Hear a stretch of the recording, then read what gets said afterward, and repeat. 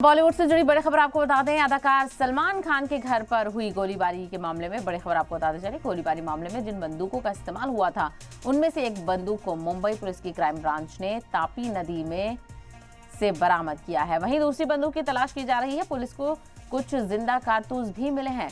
तो सलमान खान के घर पे की गई फायरिंग के मामले को लेकर लगातार जांच आगे बढ़ती हुई नजर आ रही है और गोलीबारी मामले में जिन बंदूकों का इस्तेमाल हुआ था उनमें से एक बंदूक को मुंबई पुलिस की क्राइम ब्रांच ने बरामद कर लिया है। तापी नदी से ये बंदूक मिल गई है। वहीं दूसरी बंदूक की तलाश अभी की जा रही है। पुलिस को कुछ जिंदा कारतूस भी बरामद हुए हैं। तो सलमान खान के घर के बाहर फायरिंग का मामला लगातार तूल पकड़ता हुआ नजर आ रहा है। पुलिस इस मामले की पूरी जांच कर रही है क्योंकि ये काफ़ी बार से देखने को मिल रहा है कि कभी सलमान खान को धमकी भरे मैसेज आते हैं, ईमेल आते हैं, कभी कॉल भी देखने को मिलता है।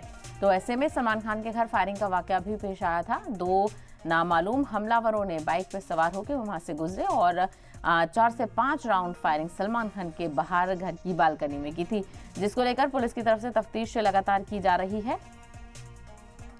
और जो मुलजिम थे, जो बाइक पर सवार होकर जिन्होंने फायरिंग की, उनको भी गिरफ्तार कर लिया गया है। और इसके अलावा जिस बंदूक का इस्तेमाल किया गया था वो भी एक बरामद हो गई है 2 में से, और दूसरी की तलाश की जा रही है।